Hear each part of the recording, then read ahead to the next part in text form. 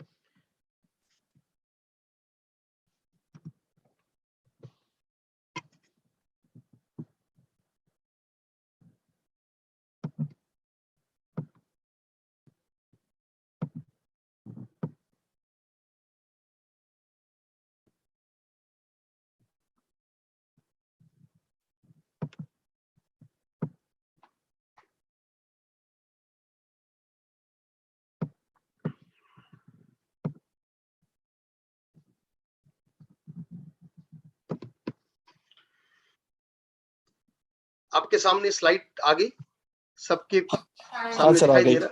Okay. तो आज का हमारा विषय है दान का आध्यात्मिक पक्ष। दान किसे कहते हैं, दान क्या होता है और अध्यात्म के साथ इसका क्या संबंध है, इस बात को हमें समझना है। तो आइए हम आगे बढ़ते हैं।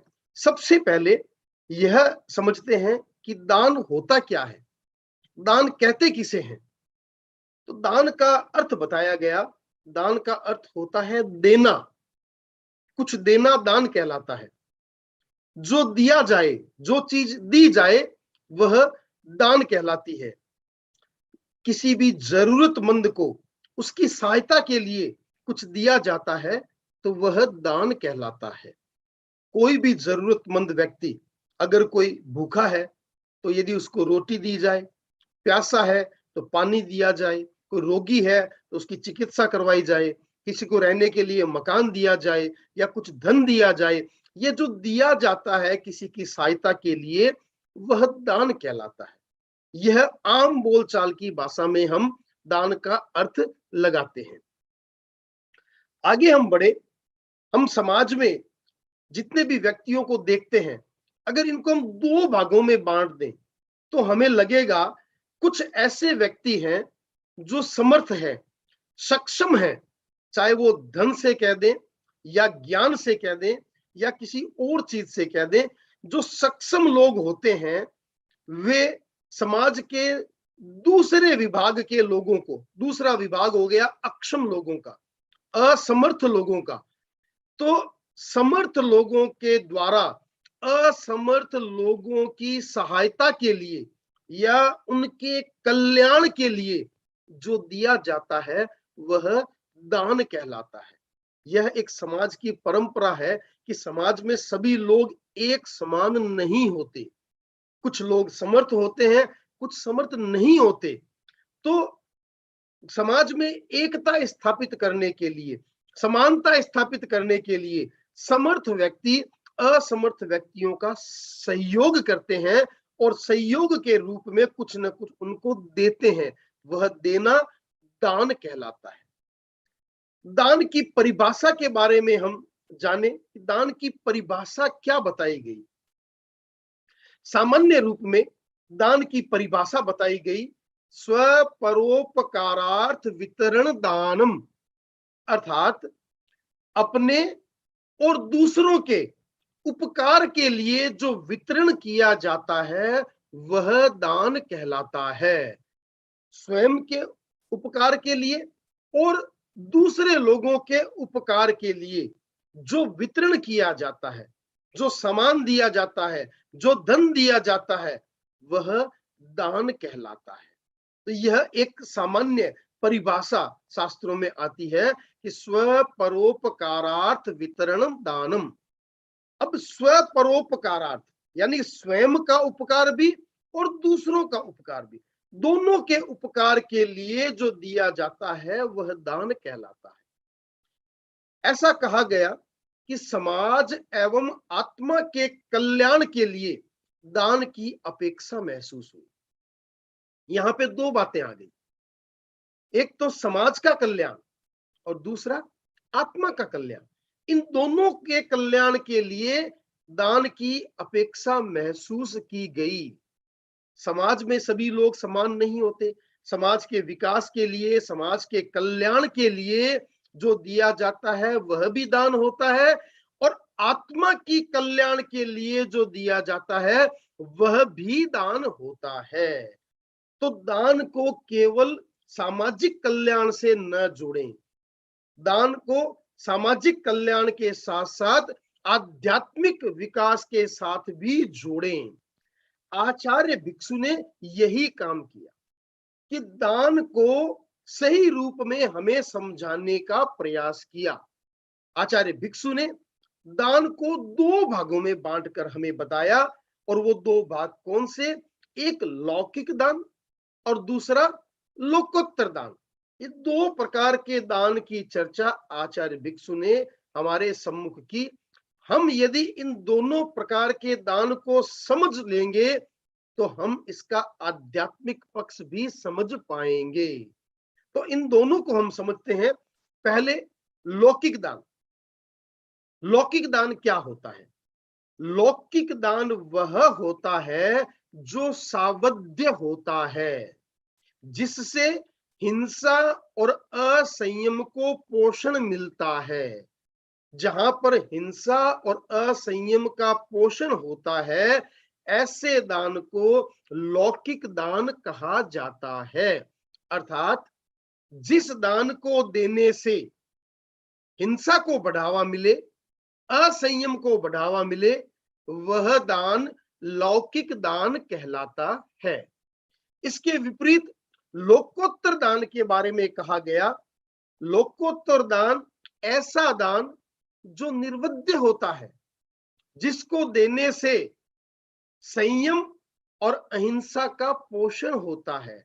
अर्थात ऐसा दान जिसके देने से अहिंसा का विकास होता है, अहिंसा बढ़ती है, संयम का विकास होता है, संयम को पोषण मिलता है, और जो निर्वध्य होता है वो लोकोत्तर दान कहलाता है।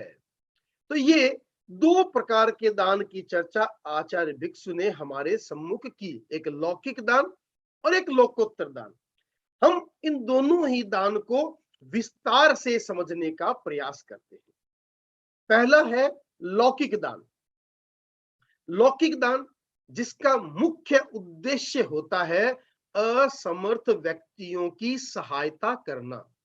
ऐसे व्यक्ति जो असमर्थ है, सक्षम नहीं है, उनकी सहायता करना। जैसे किसी के पास खाने के लिए रोटी नहीं है, भूखा है, तो उसको भोजन उपलब्ध कराना। प्यासा है तो उसके लिए पानी उपलब्ध कराना। रहने को जगह नहीं है तो उसके लिए आवास उपलब्ध कराना। कोई रोगी है तो उसके लिए चिकित्सा उपलब्ध कराना। इस प्रकार से जो असमर्थ व्यक्ति होते हैं उनको सहायता करना लौकिक दान का मुख्य उद्देश्य होता है। लौकिक दान समाज के कल्याण के लिए और समाज के विकास के लिए आवश्यक माना गया है। हम जिस समाज में रहते हैं, जिस देश में रहते हैं, उसके प्रति हमारा कुछ कर्तव्य होता है, कुछ दायित्व होता है, और उस कर्तव्य और दायित्व के निर्वहन के लिए हमें यह दान देना होता है। हम जिस समाज में रहते हैं वह समाज विकास की ओर आगे बढ़े, उस समाज में समानता रहे, सबको चिकित्सा मिले, सबको शिक्षा मिले, इस व्यवहार को देखते हुए हमें यह दान देना होता है और यह दान लौकिक दान की श्रेणी में आता है। क्योंकि इस दान को देने से जो क्रियाएं क्रियान्वित होने वाली है, जो घटनाएं घटित होने वाली है, वे हिंसा को बढ़ाने वाली है, असंयम को बढ़ाने वाली है। इसलिए यह लोकोत्तर दान की श्रेणी में नहीं आ सकता, यह लौकिक दान की श्रेणी में आता है। उदाहरण के रूप में बताया गया, अस्पताल बनवाना, स्कूल बनवाना, प्याऊ खुलवाना, गरीब व्यक्तियों को भोजन और आवास आदि की व्यवस्था करना, ये सभी के सभी लौकिक दान की श्रेणी में आते हैं। यह हो गया लौकिक दान। अब जब दान की ओर हम आगे चर्चा करते हैं, शास्त्रों में पढ़ते हैं, तो दान के 10 प्रकारों की चर्चा की गई है। 10 प्रकार के दान शास्त्रों में बताए गए हैं। हम इन 10 प्रकार के दान को समझने का प्रयास करें।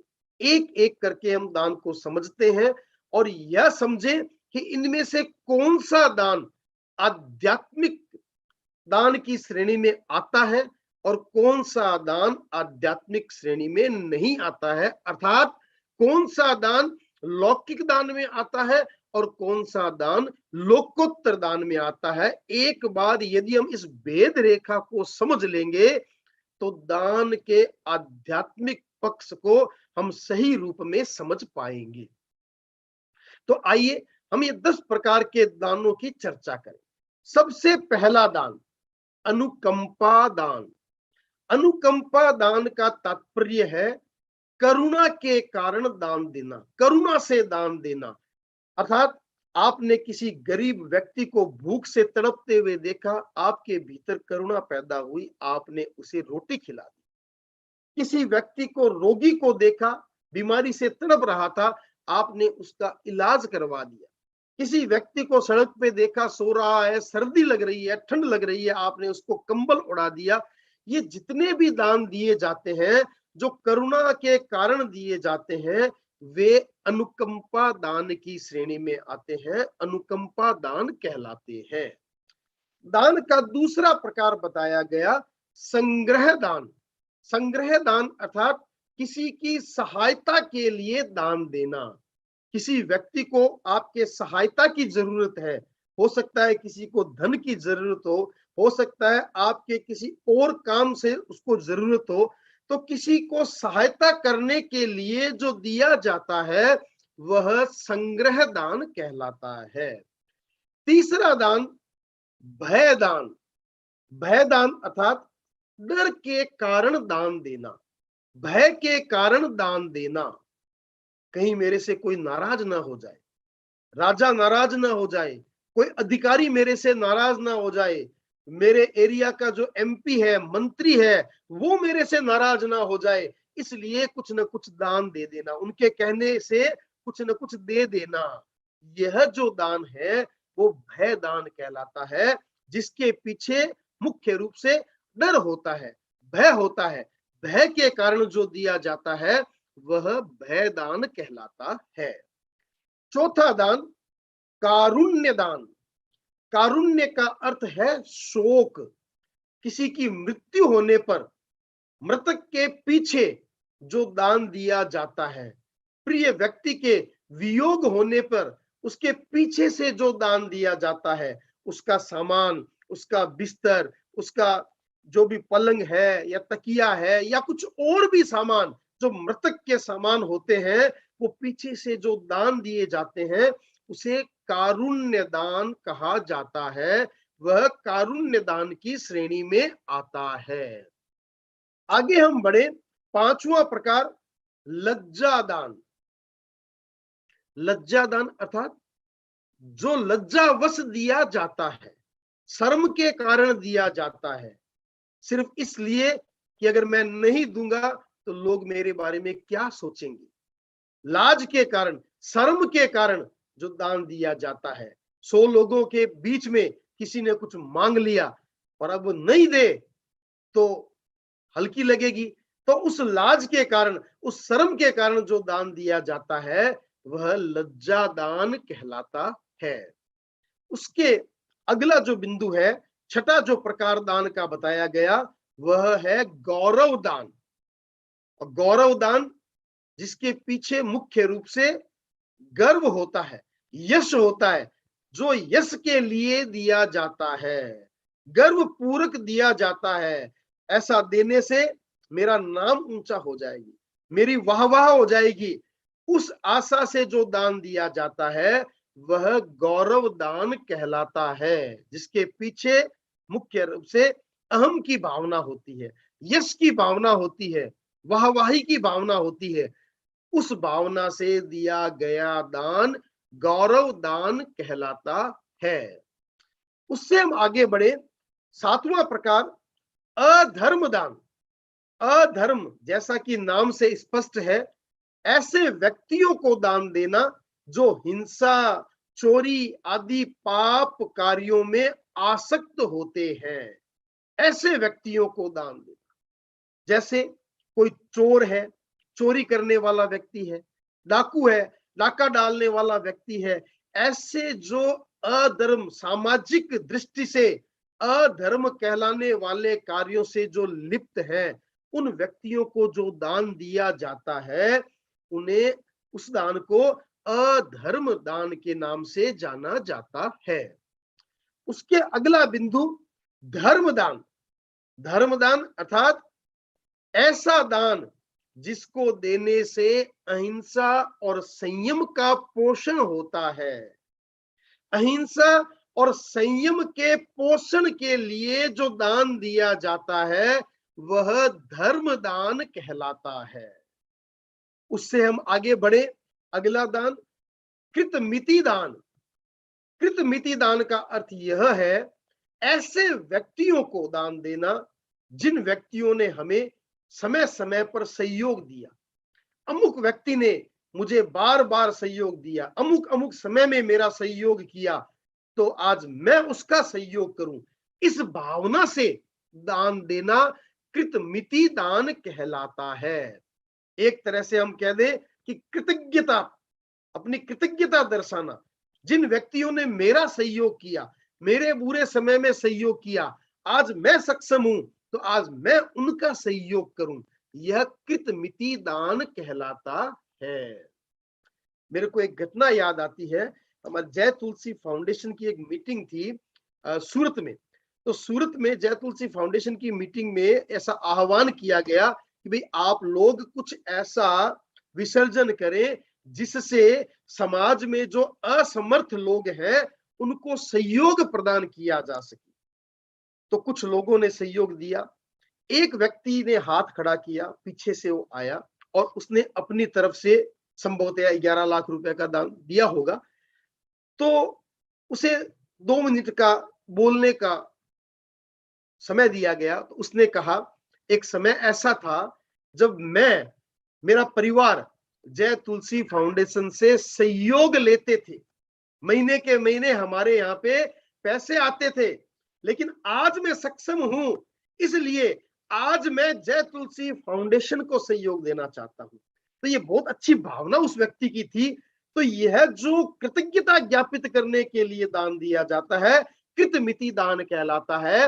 अर्थात अमुक अमुक व्यक्तियों ने मेरे बुरे समय में मुझे सहयोग दिया था, तो आज मैं उनका सहयोग करूं, इस भावना से दान देना कृतमिति दान कहलाता है। अगला है करिष्यति दान। करिष्यति दान अर्थात अमुक व्यक्ति मुझे भविष्य में सहयोग देगा। कई बार ऐसा होता है, हमें कुछ व्यक्ति ऐसे लगते हैं जिनसे हमें ऐसी आशा रहती है कि ये हमें भविष्य में सहयोग करेंगे, तो हमें सहयोग करेंगे इसलिए हम उनको दान दें। उदाहरण के रूप में समझे, अभी चुनाव चल रहे हैं और चुनाव में जो व्यक्ति एमएलए के लिए खड़ा है, वो व्यक्ति आपके पास सहयोग के लिए आ गया कि भाई साहब चुनाव लड़ रहा हूं तो मेरा कुछ सहयोग करें, और हम इस आशा से, इस भावना से उसको धन आदि का दान दे देते हैं कि चलो कल कोई एमएलए बन जाएगा तो हम उनसे कुछ न कुछ काम निकलवा लेंगे, कुछ कुछ हमारे काम आएंगे या हमारा ये सहयोग करेंगे, तो इस अपेक्षा से हम उनको दान दे देते हैं। या और भी ऐसे बहुत से व्यक्ति हमारे जीवन में हो सकते हैं जिनसे हमें लगे कि भविष्य में इनसे हमें सहयोग मिल सकता है, तो आज हम इनको सहयोग करें। तो इस भावना से सहयोग देना या इस भावना से दान देना कि भविष्य में इनसे हमें सहयोग मिलेगा, वो दान करिष्यति दान कहलाता है। तो इस प्रकार से ये 10 प्रकार के दान हमारे शास्त्रों में बताए गए हैं। 10 प्रकार के दानों की चर्चा मैंने आपके सामने की है। तो इस 10 प्रकार के दानों में आपने नोट कर लिया होगा कि कितने दान लौकिक दान की श्रेणी में आते हैं और कितने दान लोकोत्तर दान की श्रेणी में आते हैं। निश्चित रूप से आपने सही ही नोट किया होगा, तत्वज्ञ श्रावक आप सभी हैं। लेकिन मैं बता दूं आपको, इन 10 दान में 9 दान लौकिक है और 1 दान लोकोत्तर दान की श्रेणी में आता है। 10 में से 9 दान जो है वे लौकिक दान है और 1 दान ऐसा है जो लोकोत्तर दान की श्रेणी में आता है। आइए अब हम लोकोत्तर दान की ओर आगे बढ़े। लोकोत्तर दान की श्रेणी में आने वाला दान कौन सा है? धर्म दान। धर्म दान एक ऐसा दान है जो लोकोत्तर दान की श्रेणी में आता है। बाकी 9 के 9 दान लौकिक दान की श्रेणी में आते हैं। अब हम लौकिक दान को जैसे हमने समझा, वैसे ही लोकोत्तर दान को भी थोड़ा समझने का प्रयास करें। लोकोत्तर दान किसे कहा गया? परिभाषा के रूप में आपको बता दिया गया, जो निर्वध्य होता है और जिससे संयम और अहिंसा का पोषण होता है, वो लोकोत्तर दान कहलाता है। ये कौन से दान है? ये 3 प्रकार के दान बताए गए। धर्म दान के 3 प्रकार हैं और 3 प्रकार के दान ही धर्म दान है। इसके अलावा कोई चौथा दान सुनने में नहीं आता। और ये 3 कौन कौन से हैं, इनको हम गहराई से समझ लें। ये कौन से 3 धर्म दान है जो आध्यात्मिक दान है, जिनको करने से धर्म होता है और बाकी दान को करने से अध्यात्म का धर्म नहीं हो सकता। लोक धर्म तो हो सकता है लेकिन आध्यात्मिक धर्म नहीं हो सकता। तो आइए, पहला दान है अभय दान। अभय दान, जीवों को अभय प्रदान करना अभय दान कहलाता है। जीवों को अभय प्रदान करने का तात्पर्य है अहिंसा का पालन करना। बिना अहिंसा के पालन जीवों को अभय प्रदान नहीं किया जा सकता। यह दानों में सबसे उत्तम दान है। आपने सुना होगा शास्त्रों की बात को, शास्त्रों के इस दोहे को कि दानान सेठम अभय पयाणम सच्चे सुया अनवज्जम वयंती तवे सुवा उत्तम बम्बचेरम लोगुत्तमे समणेणाय पुत्ते। इस एक पद में 4 चीजों को उत्तम बताया गया है। लोगुत्तमे समणेणाय पुत्ते, इस लोक में उत्तम कौन है? श्रवण भगवान महावीर ज्ञात पुत्र णाय पुत्र, यानी ज्ञात पुत्र भगवान महावीर जो है इस लोक में उत्तम है। तवे सुवा उत्तम बम बचेरम, तपस्या में, तप में सबसे उत्तम क्या है? तप में सबसे उत्तम है ब्रह्मचर्य। ब्रह्मचर्य तप में सबसे उत्तम तप है। सच्चे सुया अणुवज्जम वयंती, और सत्य में सबसे उत्तम सत्य कौन सा है? अणवद्य, निर्वद्य सत्य सबसे उत्तम सत्य होता है। दानान सेठम अभय पयाणम, दानान सेठम अभय पयाणम का अर्थ है दान में सबसे उत्तम दान कौन सा है? अभय दान। अभय दान सबसे उत्तम दान होता है। और वह कैसे दिया जाता है? अहिंसा का पालन करके अभय दान दिया जाता है। जितने भी साधु साध्वियां हैं, संयमी हैं, जो शुद्ध साधु होते हैं, वे पूर्ण अहिंसा का पालन करते हैं। और जो पूर्ण अहिंसा का पालन करते हैं वे जीव मात्र को अभयदान प्रदान कर देते हैं। जीव मात्र को अभयदान प्रदान करने का तात्पर्य यह है कि वे लोक के सभी जीवों को अपनी ओर से अभयदान प्रदान कर देते हैं। उनकी ओर से किसी भी जीव को डरने की आवश्यकता नहीं है, क्योंकि उन्होंने हिंसा का पूरी तरह से त्याग कर दिया है। करने का, कराने का, अनुमोदन का, मन से, वचन से और काया से, तीन करण तीन योग से जिसने हिंसा का त्याग कर दिया वही जीव मात्र को अभयदान प्रदान कर सकता है। हम साधु तो नहीं है, पूर्ण संयमी तो नहीं है, लेकिन ग्रस्त होते हुए भी हम भी अभयदान दे सकते हैं। लोक के सभी जीवों को तो नहीं दे सकते, लेकिन बहुत थोड़े से जीवों को छोड़ करके बाकी सबको अभयदान दे सकते हैं। इस लोक में अनंत जीव हैं और हम जानते हैं कि सब जीवों को हम जानते भी नहीं, छू भी नहीं सकते, लेकिन फिर भी हमारे लिए सब खुले हैं। यानी सब जीव हमसे डर रहे हैं, हमसे भय खा रहे हैं, क्योंकि हमने उनकी हिंसा का त्याग नहीं किया। आप एक बार चिंतन कीजिए कि आपको कहा जाए कि आप 100 सब्जियों के नाम लिखें, चिंतन करें, लिख सकते हैं क्या? 20, 25, 30, 40? मुझे नहीं लगता कि 40, 45, 50 के बाद में आपको कोई नाम ध्यान में आएगा। एक बार के लिए मान ले कि 100 मुश्किल से आ भी गए, तो 100 वनस्पति को छोड़ करके, 100 सब्जियों को छोड़ करके बाकी सारी सब्जियों का क्या हम त्याग नहीं कर सकते क्या? हम जो जानते हैं ये बहुत थोड़ी सी है। हम 50 को जान लेंगे, 100 को जान लेंगे, लेकिन कितनी कितनी वनस्पतियां इस लोक में है, उनका त्याग तो हम करें। हमारा दायरा कितना है? हिंदुस्तान या हिंदुस्तान के आगे चल लें, हम भरत क्षेत्र को मान लें। एक भरत क्षेत्र, जिस भरत क्षेत्र में हम रहते हैं, उस भरत क्षेत्र के अलावा जितने भी जीव हैं उन सब की हिंसा का त्याग क्या हम नहीं कर सकते क्या? अब आप सोचिए कि हमारा जो भरत क्षेत्र, जिस भरत क्षेत्र में हम रहते हैं, वो इस लोक में एक सुई की नोक जितना भी नहीं होगा।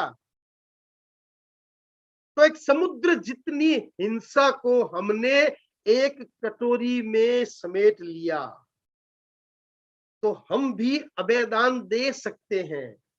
इस बात पे आप जरूर चिंतन करना आज की इस क्लास के बाद में कि हम इस लोक में कितने कितने जीवों को अभयदान प्रदान कर सकते हैं। भगवान महावीर की वाणी है कि दान, जो दान में सबसे श्रेष्ठ दान अभयदान है। तो हम तो ये छोटे मोटे लाख रुपए, 2 लाख रुपए, 11 लाख रुपए, 21 लाख रुपए, 1 करोड़ रुपए का दान दे करके अपने आप को बहुत बड़ा मान लेते हैं। ये कुछ नहीं है। सबसे बड़ा दान है अभय दान। इसकी ओर आगे बढ़े, इस दान को अधिक से अधिक देने का प्रयास करें, जीवों को अभय दान प्रदान करने का प्रयास करें, तो हम सही मायने में अपने जीवन में आध्यात्मिक विकास कर पाएंगे। तो पहला दान बताया गया अभय दान। दूसरा दान संयमी दान। संयमी दान अर्थात शुद्ध साधु को दिया जाने वाला दान। ऐसा दान जो शुद्ध साधु, शुद्ध संयमी को दिया जाता है, वह संयमी दान कहलाता है। साधु के पोषण के लिए अर्थात साधु को शुद्ध खाना, पानी, कपड़े, आवास, बाजोट, औषधि आदि का दान देना संयमी दान कहलाता है। प्रश्न आता है कि संयमी दान की श्रेणी में कौन से दान आते हैं? हम कहते हैं हमारा 12वां व्रत है यथा संविभाग व्रत, अर्थात अपनी किसी वस्तु को साधु साध्वियों को बहराना। हमारा व्रत पूरा कब होता है, संयमी दान पूरा कैसे होता है, इस बात को समझना बहुत जरूरी है।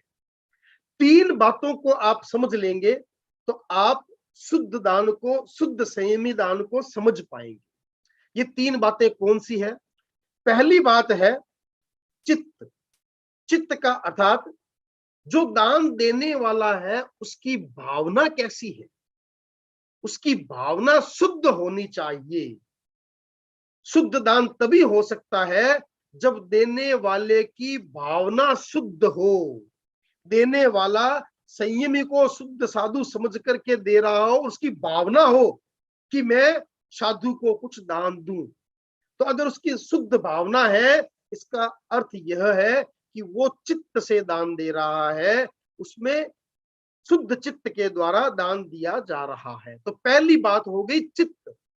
दूसरा बात है वित्त। वित्त का अर्थात जो वस्तु दी जा रही है, जो देय वस्तु है, वह शुद्ध होनी चाहिए, प्राशुक होनी चाहिए। अशुद्ध वस्तु को नहीं बहराना, अशुद्ध वस्तु का दान नहीं देना।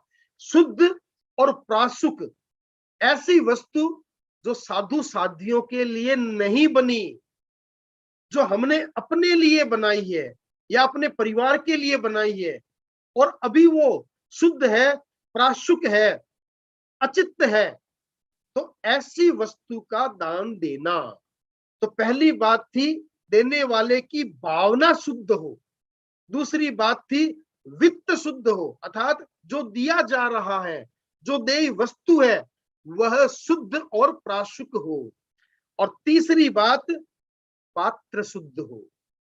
पात्र शुद्ध का मतलब वस्तु ग्रहण करने वाला जो साधु है वो शुद्ध हो। और शुद्ध साधु कौन होता है? शुद्ध साधु वही होता है जो भगवान महावीर की आज्ञा अनुसार 5 महाव्रत, 5 समिति और 3 गुप्ती की अखंड आराधना करता है, वह शुद्ध साधु कहलाता है। तो हमारा संयमी दान कैसे पूरा होता है? जहां ये 3 बातें पूरी होती है।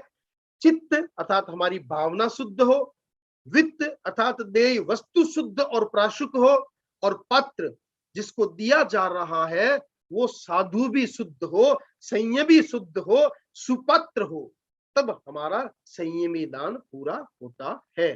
तो हम कभी भी संयमी दान यानी हमारा 12वां व्रत बहराएं तो इन 3 बातों को आप ध्यान में रखें, आपका व्रत पूरा हो जाएगा। पिछली क्लास में इस संबंध में कुछ प्रश्न आए थे, तो वे सभी अपना समाधान यहाँ प्राप्त कर ले कि आपका 12वां व्रत तभी पूरा होता है जब आप इन तीनों बातों पर खरे उतरते हो, अन्यथा आपका व्रत पूरा नहीं होता। आगे चले हम। तीसरा प्रकार, धर्म दान का तीसरा प्रकार ज्ञान दान। ज्ञान दान अर्थात ऐसे ज्ञान का दान करना, ऐसा ज्ञान प्रदान करना जो आत्म विकास में सहायक हो, जिस ज्ञान से अध्यात्म के मार्ग पर आगे बढ़ा जा सके, जिस ज्ञान को प्राप्त करके व्यक्ति आत्म विकास की भूमिका में आगे बढ़ सके, ऐसा ज्ञान दान धर्म दान की श्रेणी में आता है। जो साधु संत प्रवचन करते हैं, कोई तत्व ज्ञान की क्लास लगाते हैं, ये जितनी भी आध्यात्मिक बातें बताई जाती है, जो आध्यात्मिक ज्ञान दिया जाता है, वो सारा का सारा ज्ञान दान के अंतर्गत आता है। तो इस प्रकार से ये 3 प्रकार के दान, अभय दान, संयमी दान और ज्ञान दान, ये 3 प्रकार के ऐसे दान हैं जो धर्म दान के अंतर्गत आते हैं, जो धर्म दान कहलाते हैं। इन 3 दान के अलावा कोई ऐसा दान सुनने में नहीं आता, पढ़ने में नहीं आता, जो धर्म दान की श्रेणी में आ सकता हो। तो यह हमारे लिए स्पष्ट हो गया कि धर्म दान 3 प्रकार का, अभय दान, संयमी दान और ज्ञान दान। इसके अलावा जितने भी दान हैं, वे सारे के सारे लौकिक दान कहलाते हैं। अब दान लौकिक और लोकोत्तर दोनों को अभी हमने समझने का प्रयास किया, उनकी हमने अभी चर्चा की। अब एक प्रश्न जो सामान्यतः आता है कि क्या 13 पंथ दान के लिए मना करता है? 13 पंथ को दान के साथ जोड़ा गया और ऐसी अवधारणाएं बना दी गई कि 13 पंथी दान को धर्म नहीं मानते, इसलिए दान देते नहीं। यह एक बड़ी विडंबना है और ये एक भ्रांति है। ऐसा नहीं है। क्यों नहीं है? क्योंकि एक साधु लौकिक दान देने की न तो कोई प्रेरणा देता है और न ही देने की मनाही करता है। कोई भी आत्मार्थी, आत्म विकास के मार्ग पर आगे बढ़ने वाला या मोक्षार्थी या संयम का पालन करने वाला व्यक्ति न तो लौकिक दान की प्रेरणा देता है और न ही देने की मनाही करता है। क्योंकि यदि लौकिक दान की प्रेरणा दी जाती है, इसका अर्थ है वह असंयम का अनुमोदन करता है, असंयम की प्रेरणा देता है। वो साधु को कल्पता नहीं है। उसी प्रकार से अगर वो लौकिक दान की मनाही करता है, तो इसका अर्थ है वो लेने वाले के बीच में अंतराय पैदा करता है। वो भी साधु को कल्पता नहीं है। तो यह एक लोगों के मन में भ्रांति है या भ्रांति पैदा की गई है कि 13 पंथी लौकिक दान या कोई भी दान देने के लिए मना करते हैं। अगर मना करते तो जय तुलसी फाउंडेशन में फिर लोग क्यों दान देते, या जय तुलसी फाउंडेशन किसी का सहयोग क्यों करता? आज 13 पंथ धर्म संघ का इतना बड़ा एक फाउंडेशन है, इतनी बड़ी एक संस्था है जय तुलसी फाउंडेशन, जो 13 पंथ धर्म संघ में जो असमर्थ परिवार है, असमर्थ व्यक्ति है, जिनको शिक्षा की जरूरत है, शिक्षा की व्यवस्था, चिकित्सा की जरूरत है, चिकित्सा की व्यवस्था, या जिनको संपोषण की आवश्यकता है, उनको संपोषण की व्यवस्था दी जाती है।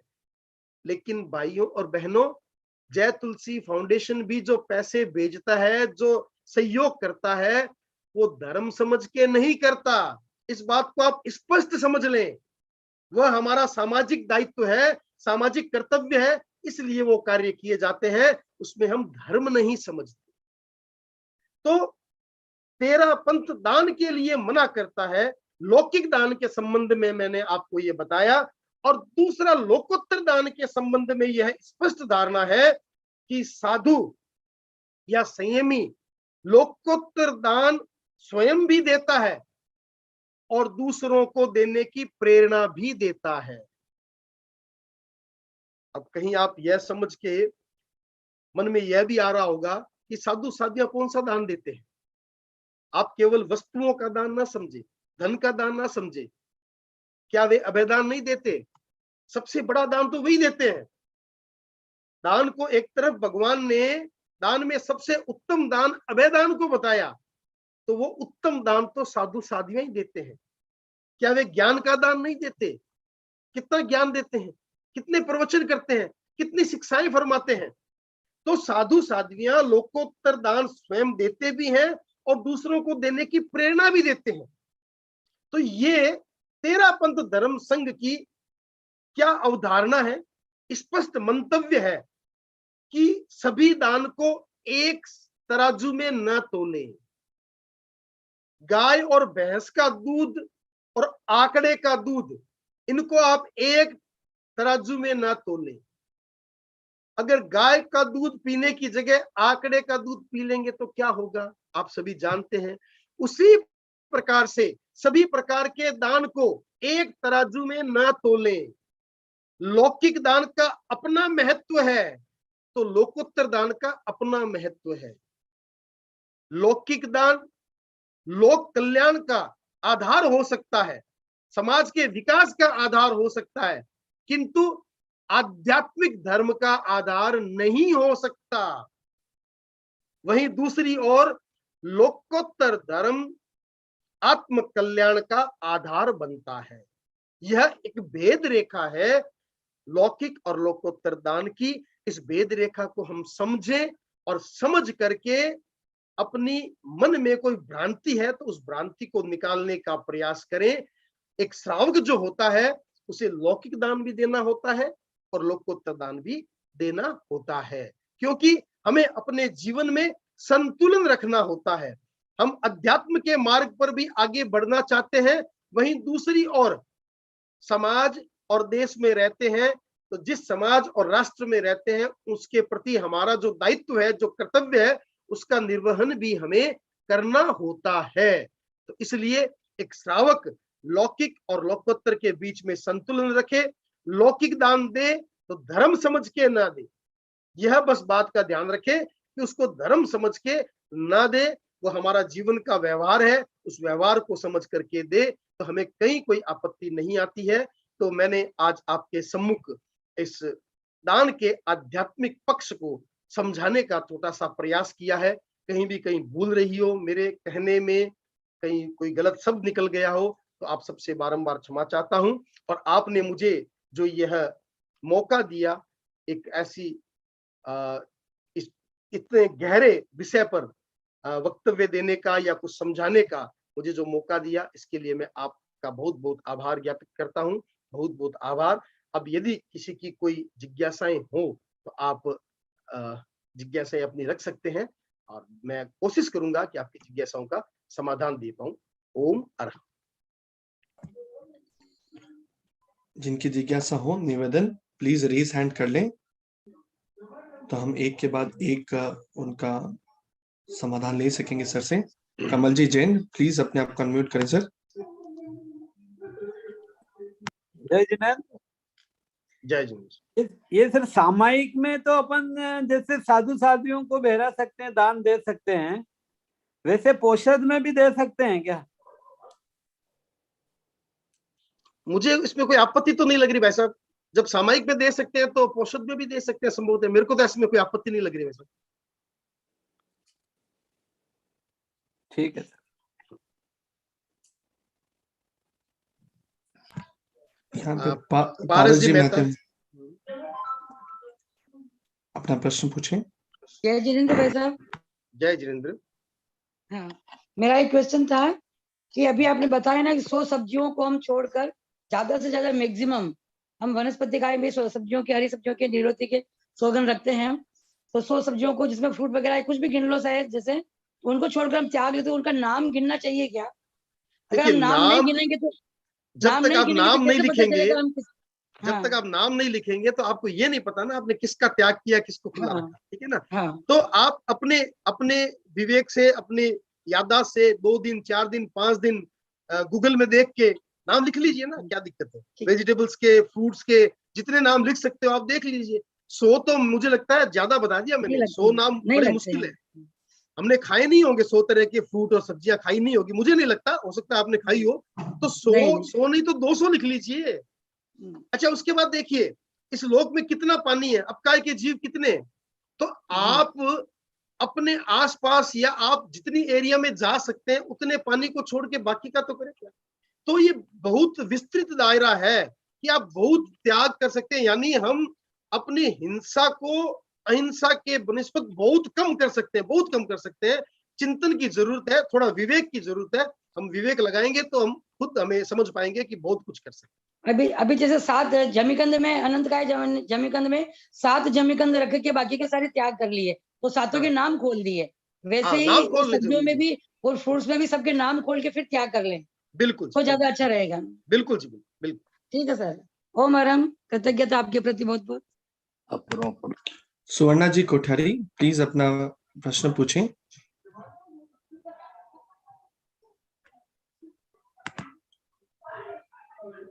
सुवर्णा जी कोठारी अपने आप को अनम्यूट करें और अपना प्रश्न पूछें। आपका रेज हैंड है यहाँ पे।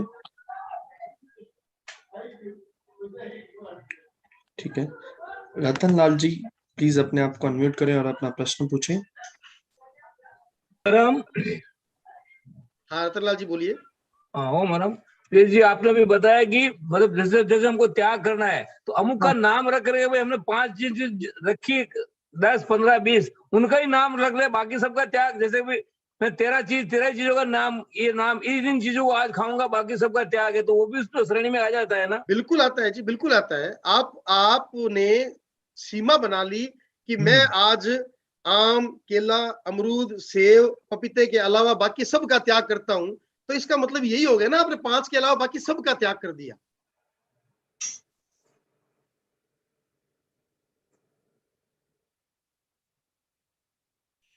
जी कोठारी संभवतः जुड़ चुके हैं। हाँ, जय जिनेन्द्र सर। जय जिनेन्द्र सर। प्रश्न पूछे। वही आपने कहा कि साधु सत्याजी नहीं कह सकते कि दान के बारे में, मतलब लौकिक दान के बारे में नहीं कर सकते। हाँ जी। समनी जी बोल सकते हैं ऐसा, मतलब इसकी मदद करो या इनको इतना रुपया दे दो, ऐसा बोल सकते हैं। पहली बात तो आप बताएं, समणी जी साधु साधियों की श्रेणी में आते हैं क्या, नहीं संयमी आते की हैं। श्रेणी में आते हैं क्या? ये 5 महावर्ती तो नहीं है, कितने महावर्ती हैं? शायद 3 तीन किसने कहा? 3 किसने कहा? 3 किसने बोला, थोड़ा सा बताएंगे क्या? मैंने बोला, रतन लाल ने। रतन लाल जी ने बोला 3। रतन लाल जी कौन कौन से होते हैं महाव्रत उनके?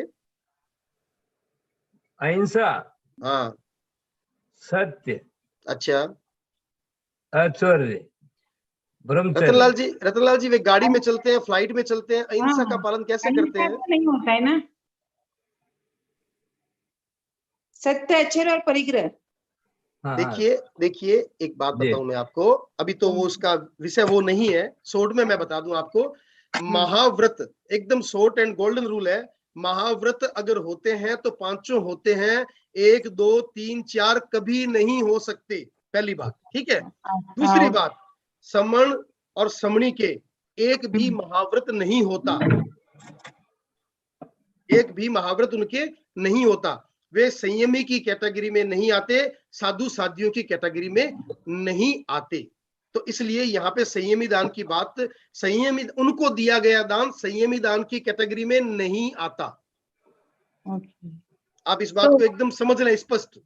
अच्छा, हाँ, तो उपासक में और समनी जी में यही फर्क है कि वो हम उपासक लोग घर में रहते हैं और घर से मतलब संघ से जुड़े हुए, संघ के हिसाब से रहते हैं, गुरु की आज्ञा से हिसाब उनका रहना। देखिए अलग अलग अपेक्षाओं की बात है। एक अपेक्षा से वे श्रावक, उपासक, उपासिकाएं, समण, समणिया एक ही कैटेगरी में आते हैं। अगर गुणस्थान की अपेक्षा से देखेंगे तो, ठीक है, अगर गुणस्थान की अपेक्षा से देखेंगे तो श्रावक है, चाहे वो उपासक हैं, चाहे समण समणिया है, सारे के सारे 5वें गुणस्थान में ही आते हैं। लेकिन साधना की दृष्टिकोण से देखें तो श्रावकों से ऊपर हो जाते हैं उपासक उपासिकाएं, और उनसे ऊपर है मुमुक्षु बहने, और उनसे भी ऊपर है समण समणिया, क्योंकि उन्होंने अपना घर परिवार त्याग कर दिया। अच्छा, उन्होंने दीक्षा ग्रहण की है, लेकिन वो संयमी की कैटेगरी में नहीं आ सकते, 6ठे गुणस्थान में नहीं आ सकते। इस बात को आप ध्यान से समझने का प्रयास करें। तो अगर बोले कि किसी को मदद करता, उसमें उनका कोई दोष नहीं है। देखिए दोस्त तो वैसे तो नहीं है, लेकिन अब त्याग उन्होंने जो लिया है, गुरुदेव ने उनको क्या त्याग करवाया है, उनकी व्यवहार की सीमा क्या करवाई है, वो वही जान सकते हैं। व्यवहार में उनको करना नहीं करना वो एक अलग मैटर है। आज हमारे दान के संबंध में उनकी ये बात कहीं इसका कोई लेना देना नहीं है। नहीं, दान के हिसाब से मतलब आप लौकिक दान और ज्ञान जो आपने फरमाया देखिए कि वो साधु संत ज्ञान का दान दे सकते हैं। तो ज्ञान का दान देंगे वो तो लोकोत्तर होगा ना। हाँ, लेकिन हाँ। समृद्धि अगर वो अब किसी को मदद कर दो या इनको इतना पैसे दे दो, एक तो लौकिक दान है, वो तो लोकोत्तर दान लौकिक दान नहीं ही हुआ है, ना। वो तो लौकिक दान ही है, उसमें कोई कहने की बात ही नहीं है। हाँ, तो वही मैं पूछ रही हूँ।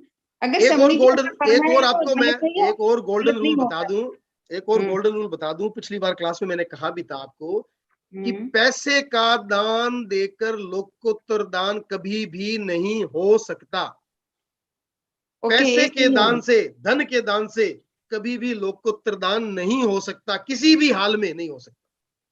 ये मैं समझ गई। मेरा क्वेश्चन ये है कि समृद्धि ऐसा फरमाए तो ये सही है या गलत है? आप मेरे को एक बात बताइए, अभी अपन दान की चर्चा कर रहे हैं, आप लौकिक लोकोत्तर दान की दान की तो होगी बात ना, करें। किसी की समझी मदद जी से दान होगी ना, दान की हैं? चर्चा हुई, दान की हुई ना, एक रूप से लोकोत्तर दान हुआ, लौकिक दान की तो हुई ना। हाँ दान की हुई, तो मैंने आपको क्या बताया था कि साधु साध्वियां अगर लौकिक दान की न तो प्रेरणा देते हैं और न रोकते हैं, ठीक है ना। हाँ, इसमें आपको ये स्पष्ट समझ में आ गया साधु साध्वियों के बारे में। हाँ, हाँ, अब जैसे श्रावक हैं वैसे हालांकि समणी जी है, लेकिन समणी जी सामान्यतः मेरे हिसाब से तो ऐसे लौकिक दान की प्रेरणा नहीं देते हैं। अगर कोई दी भी है तो वो लौकिक दान है, तो लौकिक दान लौकिक ही कहलाएगा, लोकोत्तर नहीं हो सकता। हाँ, ओके, ओके। और मेरा और एक क्वेश्चन था, पिछले क्लास के रिलेटेड है, हाँ जो आप बोलिए। गोष्ठी के बारे में कि साधु अपने लिए बना हुआ नहीं खाते, नहीं ले जाते, हाँ सही जी। है। तो हम रास्ते की सेवा में टिफिन लेके जाते हैं, ऐसे ऐसी जगह में ऐसे मतलब स्कूल है वो, 8 दिन से हम वहाँ कहीं कभी भी नहीं जाते हैं, तो हम टिफिन लेके जाते हैं। साधु संत पूछते हैं कि मेरे लिए लाए क्या, तो कोई बोलता है कि नहीं हमारे लिए। लेकिन मैंने एक बार ऐसे कहा कि बाप जी ये जगह में तो हमें 8 दिन से कभी आते ही नहीं है। हाँ, हम लाए हैं कि आपको भी बेरा है, हमारी इच्छा है कि मैं गोचर भी बेरा हूँ और हम भी लेंगे, कोई आए हो तो जैसे मैं उनको भी बेरा हूँ, ऐसा मेरी भावना थी।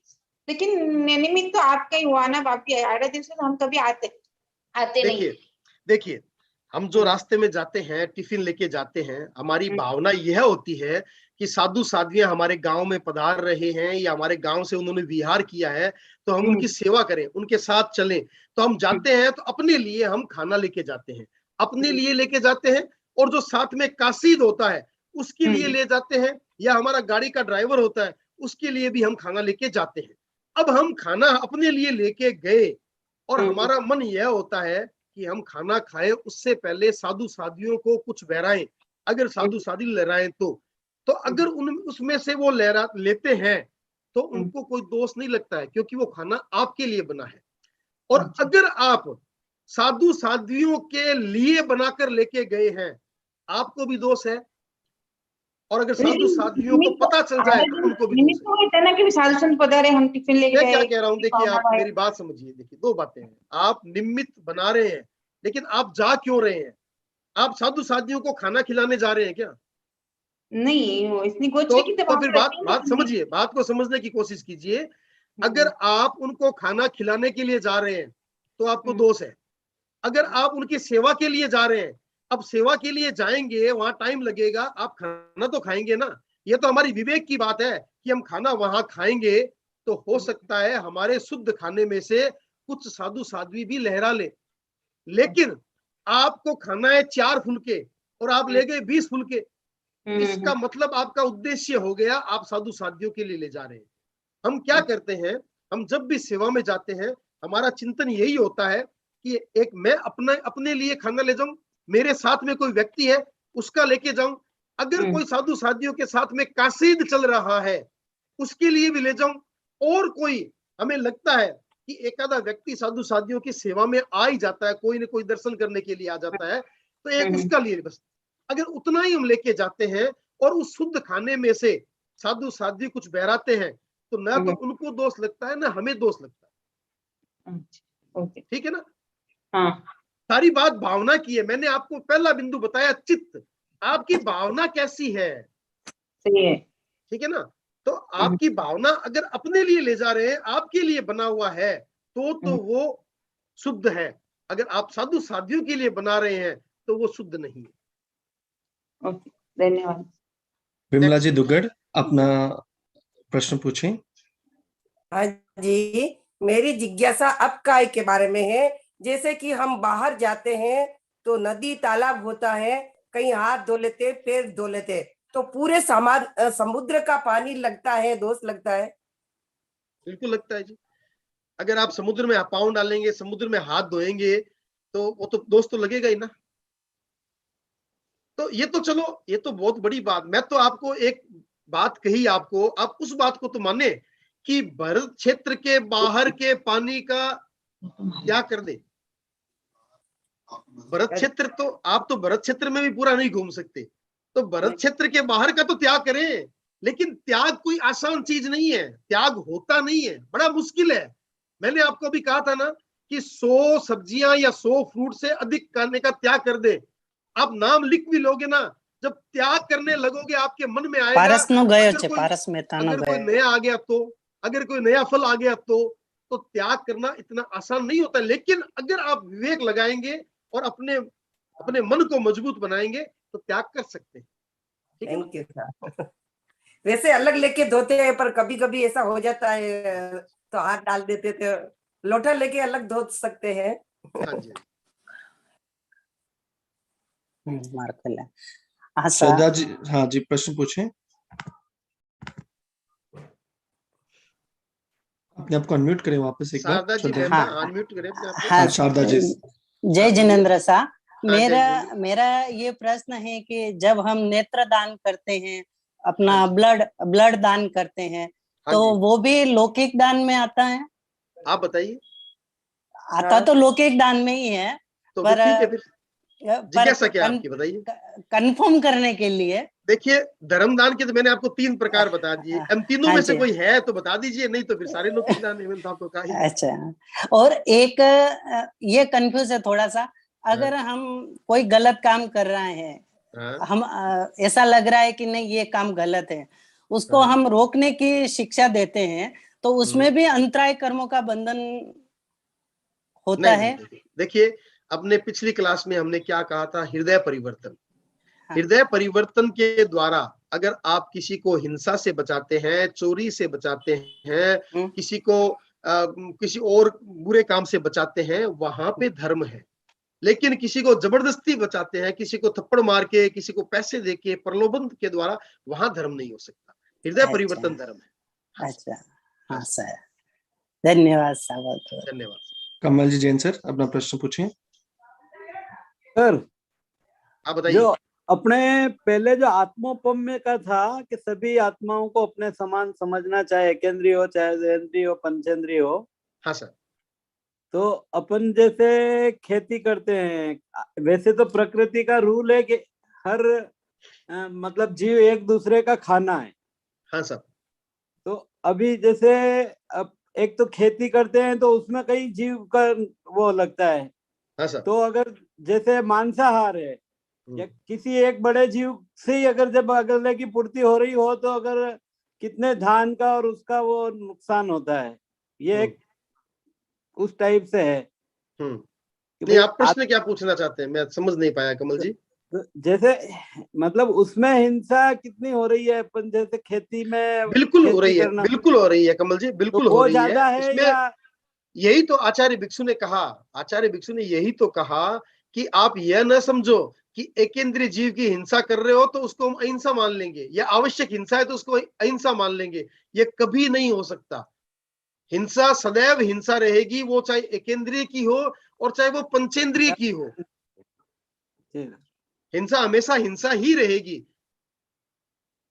आप चाहे खेती बाड़ी करते हैं, चाहे व्यापार करते हैं, हम कुछ भी करते हैं, नहाते धोते, खाना बनाते, कुछ भी करते हैं, ये हमारे जीवन के लिए जरूरी है। लेकिन फिर भी हम इसको अहिंसा नहीं कह सकते, वो हिंसा ही रहेगी, ये बात है। भारत जी मेहता, प्लीज अपने आप को अनम्यूट करें, अपना प्रश्न पूछें। हेलो, जी प्रश्न पूछे। आवाज आ रही है मेरी? आ रही है सब, आ रही है। हेलो, हाँ पारस जी, आ रही है आपकी आवाज। मेरा प्रश्न ये था, मेरा प्रश्न ये था, जैसे आपने भी नाम बताया कि भाई आप नाम लिख के त्याग करें, तो ठीक उसी प्रकार मैं ये कहना चाह रहा कि अपन उपासक में जाते हैं तो वहां 15 द्रव्य की सीमा रखी हुई है, जब अगर नाम नहीं लिखते तो फिर अपने वो त्याग नहीं हुए। नहीं, ये बात अलग हो गई। हेलो, ये अलग बात हो गई पारस जी, द्रव्यों की सीमा अलग बात हो गई। मेरी बात समझिए आप। नहीं, जैसे सब्जियों में नाम तो ही वो उन सब्जियों के होंगे। इसी प्रकार मेरा प्रश्न है कि भाई द्रव्य सीमा करते हैं, 15 द्रव्य रखते हैं, 15 द्रव्यों के नाम लिखना चाहिए। पारस जी मेरी बात समझिए, सब्जियों के त्याग भी आप ऐसे कर सकते हैं जैसे आपने त्याग कर दिए। आज मैं 3 हरियाली के अलावा हरियाली नहीं खाऊंगा, आपके वो त्याग भी त्याग है, ऐसी बात नहीं कि वो त्याग नहीं है। लेकिन आप इस बात को समझने का प्रयास करें। आज आपने 3 हरियाली रखी, तो आज आपने हरियाली, एक पालक खाया, एक मटर खाई और एक ककड़ी खा ली। कल आपने 3 हरियाली रखी, कल आपने 3 दूसरी खा ली, परसों 3 दूसरी खा ली। तो इसका मतलब आपकी तरफ से जितनी भी हरियाली है वो सारी की सारी आपसे डर रही है, क्योंकि आप कभी भी किसी को खा सकते हैं, 3 तो खा सकते हैं ना। तो हर हरियाली हो सकता है ये सोचे कि आज पता नहीं मेरा नंबर कब आ जाए। लेकिन अगर आप ऐसा कह देते हैं कि मैं ककड़ी, मटर और पालक के अलावा किसी हरियाली को नहीं खाऊंगा, तो ये सोचिए इन 3 के अलावा बाकी सारी हरियाली आपकी तरफ से अभय हो गई, उनको अभयदान मिल गया। आप इस बात को समझने का प्रयास करें। त्याग वो भी है, वो त्याग नहीं है, वो भी त्याग है।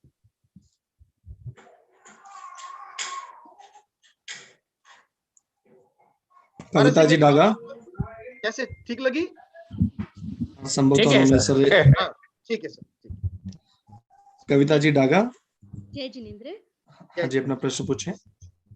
मेरा एक था इसी त्याग के संबंध में, जैसे मैं रोज सुबह एक ये मतलब कहीं हमें दिया गया था, बांटा गया था, उसमें आया था जैसे 2.5 द्वीप, 15 क्षेत्र, 14 राज्यलोक, असंख्या द्वीप समुद्र में, 5 इंद्रियों से स्पर्श करूं या उसका सेवन करूं, जिसका मेरे आगार, बाकी का त्याग। और फिर इसी में आगे जैसे आंखों से देखो जिसका आगार, तो ये सारी चीजें जो हम ले रहे थे, क्या इसमें हमारे मैं आपको बताऊं कविता जी, सबसे पहली बात, ये हमारे 13पंथ धर्म संघ की मान्यता नहीं है, पहली बात। देखिए, दूसरी बात, आपने 14 रज्जु का लोक होता है, तो 14 रज्जु लोक में जितने जीव हैं जिनको स्पर्श कर सकूं, तो बाकी कौन सा रह गया? अच्छा, 14 लोक के बाहर तो कोई जीव नहीं है जी। 14 रज्जु के ये जो लोक है उसके भीतर ही है ना। देखिए, वो त्याग अपने यहाँ वो परंपरा नहीं है। कई लोग ऐसा करते हैं कि अंगूठी इस अंगुली में है तो त्याग, और इस अंगुली में आ गई तो खुला, तो वहां त्याग कितना हुआ? अंगूठी तो हम नहीं निकाल के, हम नहीं पहननी है ना, तो त्याग कितना होता है? इस अंगूठी को निकाल के इस अंगूठी में डालें, इतने समय का त्याग है, उसके अलावा सारा खुला है।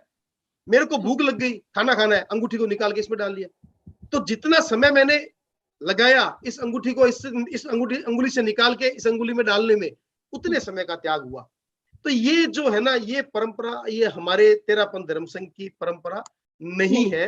तो इसको आप चर्चा का अलग विषय है, इसको आज इसको नहीं कर, हाँ नहीं मतलब वही है कि इसको नहीं कर। हाँ जी, हाँ जी, धन्यवाद। अब त्याग लेते हैं, जब तक नींद हो तब तक त्याग, नींद खुले तो खुला। तो नींद में कौन खाता है बताइए? इस त्याग में कोई ज्यादा गहराई ऐसा मुझको लगता नहीं है, कोई गहराई आती है। फिर भी चलो, करने वाले करते हैं, अपनी अपनी परंपरा है, हमारी परंपरा ये नहीं है, इसको हम कोई आज चर्चा नहीं करते हैं। कुसुम जी इंटोलिया, कुसुम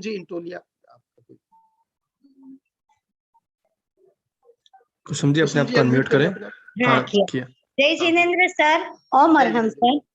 मैं एक बात पूछ रही थी सर आपको कि आपका जो पूरा लेक्चर है सर, तो वो आप अपने ग्रुप में जो सहयोगी उपासक का ग्रुप है, पूरा लेक्चर आप डाल दीजिए सर। तो क्या हम प्रिंट आउट निकाल सकते हैं और हम लोग को कभी उपासक में अच्छे से काम आ सकता है सर? इतनी कृपया कराए सर आप, बहुत अच्छा लेक्चर होता है, इतना हम लिख नहीं पाते सर। तो क्या मैं ये जो स्लाइड्स है ना सर, तो क्या हम प्रिंट आउट निकाल के हम बाद में कभी भी पढ़ सकते हैं? उपासक में जाते हैं जब भी हम पढ़ सकते हैं। तो दान दया की, साध्य सिद्धि की, सब इतनी अच्छी बातें हैं, तो सर आप इतने सरल तरीके से समझा रहे तो हमें उपयोग में आ सकती है सर। मैं ये स्लाइड्स उपासक के ग्रुप में शेयर कर लूंगा आपको। ठीक है जी, ठीक है। नहीं तो प्रिंट आउट निकाल सके वैसे, हाँ पूरा ही सर। हाँ, वो स्लाइड सारी शेयर कर दूंगा तो आप प्रिंट आउट निकाल पाएंगे। हाँ सर ओम अरहम सर, कृतज्ञ सर, बहुत बहुत धन्यवाद सर आपको। कंचन जैन जी, अपने आप कन्वर्ट करें। हम प्रश्न पूछें आपका। नहीं हो पा रहा है अनम्यूट। हाँ आ रहा है, अनम्यूट आवाज है आ आप, रही है। अनम्यूट है आप, बोलिए, आवाज आ रही है आपकी। मैं ये पूछ रही थी कि जैसे हम लोग 14 नियम लेते हैं रोज के, हाँ जी, हाँ जी, द्रव्य की सीमा करते हैं, हाँ। तो उसको काउंट करना जरूरी है क्या, या जैसे मेरे 2-4 दिन मैंने काउंट किया 25-30 लग रहे हैं तो मैं 40 रख लूं, तो काउंट नहीं करने से वो मान्य होता है कि नहीं होता? देखिए, काउंट करना चाहिए, बस इतनी है, उसमें जागरूकता रहती है, आपको पता रहता है कि आपने कितने खा लिए। ठीक है, हम अब जैसे हमने 100 की कर ली सीमा, तो हमें पता है 100 तो हमसे खाया ही नहीं जाएगा, वो एक अलग बात है। लेकिन अगर हम काउंट कर लेते हैं तो हमारी इसमें एक जागरूकता रहती है कि हमने आज इतने खाए हैं, बस वही बात है, और कोई बात नहीं। दोस्त तो नहीं लगता ना? अगर उसके अंदर अंदर खाते हैं तो दोस्त नहीं लगता, लेकिन वो जागरूकता की कमी तो रह जाती है। नहीं, कई दिन मैंने काउंट किया है। हाँ तो ठीक है, ठीक है, अगर आपका उतना नहीं होता तो दोष लगने वाली बात तो नहीं है, क्योंकि अगर आपने 40 की सीमा की है और 40 के अंदर ही खाया है तो दोष वैसे तो नहीं लगा आपको। धन्यवाद। ओम अरहम। धनराज जी मालू, प्लीज अपने आप को अनम्यूट करें, अपना प्रश्न पूछें। भैया जय जिनेंद्र सभी को। जय जिनेंद्र धनराज जी। आज सूर्य प्रकाश जी ने दान के बारे में बताया, बहुत अच्छा लगा, और एक बारीकी से समझाना, यह सबसे बड़ा अच्छा लगा गुरु कृपा से।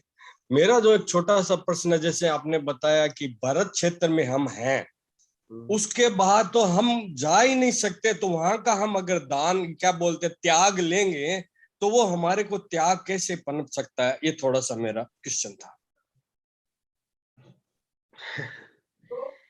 पनपता क्यों नहीं धनराज जी, ये बताइए मेरे को। हमारे इस पूरे लोक में नहीं, जैसे आप वो नींद वाला बताया, अभी एक उदाहरण दिया कि भाई आंख खुलेगी तो ही खाएंगे, निश्चित है आंख खुलेगी तभी खाएंगे, सोएंगे तब नहीं खाएंगे। वैसा ही हम निश्चित रूप से भारत क्षेत्र में हैं, इससे बाहर तो हम कैसे भी मेरे ख्याल से शायद हम नहीं जा सकते, तो फिर हम वहां का अगर त्याग लेंगे तो हमें त्याग होगा कैसे, वो मेरा क्वेश्चन। धनराज जी, हमने इस लोक में इतने जीव हैं, अनंत जीव हैं, और भारत क्षेत्र के बाहर के जीवों को अभयदान किया, उनको मारने का, उनकी हिंसा करने का त्याग किया। तो हमने अपनी ओर से, अब हम वहां पहुंच पाए या नहीं पहुंच पाए वो अलग बात है, लेकिन हमने अपनी ओर से उन जीवों को मारने का त्याग कर दिया। अब दूसरी बात यह है, कई बार क्या होता है, हम वर्तमान को देखते हैं, वर्तमान में कई ऐसे काम हैं जो हमें असंभव लगते हैं, और वही 1 साल 2 साल 5 साल बाद वो संभव लगने लग जाते हैं। हो सकता है 20 साल पहले ऐसे लगता होगा कि कोई गाड़ी की स्पीड 100 से ऊपर नहीं हो सकती, और आज हो सकता है वही 300 किलोमीटर 400 किलोमीटर की गाड़ियां भी आने लग गई, कल को 1000 किलोमीटर की गाड़ियां भी आने लग जाए। एक समय ऐसा था कि लोग हिंदुस्तान से बाहर भी नहीं जाते थे, आज लोग वर्ल्ड पूरे में घूमते हैं, अंतरिक्ष में लोग जाने लग गए, अब अंतरिक्ष से आगे लोग पता नहीं कहां कहां जाने लग जाए। तो हम जो त्याग करते हैं, हम जो सीमा करते हैं, उसका महत्व होता है, ऐसी बात नहीं है महत्व नहीं होता। ऐसा नहीं होता कि हम वहां जा नहीं सकते, हम यह त्याग इसलिए नहीं ले रहे हैं कि हम जा नहीं सकते इसलिए हम त्याग कर देते हैं, हम ये त्याग इसलिए ले रहे हैं कि हम अपने आप को संकुचित कर रहे हैं, अपनी मर्यादा बना रहे हैं कि हमारा काम इतने एरिया से हो जाता है तो बाकी जीवों को हम त्याग करें। यह मैंने एक सीमा आपको बना के दी है। इसका तात्पर्य यह भी नहीं है कि आप भारत क्षेत्र की सीमा बनाएं, मैं तो आपको यह कहता हूं कि आप अपनी ओर से 20,000 30,000 50,000 किलोमीटर की सीमा बना ले। आप जा तो उससे बाहर भी नहीं सकते, 50,000 किलोमीटर से भी बाहर नहीं जा सकते। आप ये सीमा तो बनाएं कि 50,000 किलोमीटर के बाहर जितने भी जीव है उन सबको मैं अपनी ओर से अभयदान प्रदान करता हूं। ये अभयदान देना हमारी आत्मा की उज्जवलता है। हम जा पाए या ना जा पाए, वो अलग मैटर है। ये हमारी आत्मा की उज्जवलता है कि हमने अपनी आत्मा की ओर से सभी जीवों को अभयदान प्रदान कर दिया, एक सीमा को छोड़ करके। तो यह एरिया से मतलब नहीं है, हमारी आत्मा की उज्जवलता है। इस बात को ध्यान में रख के हम त्याग करें। बराबर है। एक था कि अभी जैसे लॉकडाउन था ना, हाँ सर। तो उस टाइम में हमने क्या त्याग कराया सबको घर में।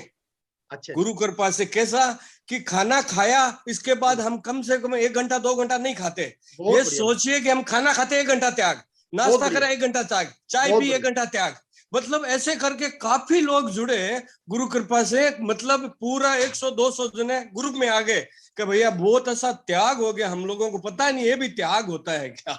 यही तो विवेक की बात है। हम 24 घंटे में आप काउंट करोगे तो 2 घंटे भी नहीं खाते आप, 1 घंटा भी पूरा 1-1.5 घंटे में पूरा खाने का काम हो जाता है। तो बाकी 22.5 घंटा हम खुला रहते हैं। देखिए, अगर हम उसको त्याग कर लें तो ये बहुत बड़ी बात है। बहुत अच्छा काम आपने किया, आपको बहुत बहुत साधुवाद है। अगला प्रश्न कैलाश साहब, कैलाश जी झापक, अपने आप को अनम्यूट करें सर। जय जिनेन्द्र सर। अभी हाँ सर, अभी आपने बताया कि जैसे सो करके उठे तब तक का त्याग है, उसको त्याग नहीं कहलाते हैं। नहीं तो नहीं नहीं, एक मिनट, मैंने ये नहीं कहा त्याग नहीं कहलाते। नींद वाली बताई आपने, नींद वाली, क्योंकि नींद खुले तब तक का त्याग है, समय बदल नहीं रहा। तो ऐसे ही हम जो सागारी संधारा करते हैं कि भाई सुबह मरु तो वो श्रेय जीव तो आगार, तो वो तो अपने हाथ वाली बात ही होगी भाई, हम कब मरेंगे कब जिएंगे। बिल्कुल बिल्कुल बिल्कुल। देखिए कैलाश जी, मैंने पहली बात आपको अभी बीच में रोका था कि मैंने ये नहीं कहा कि वो त्याग नहीं होता, मैंने ऐसा नहीं कहा।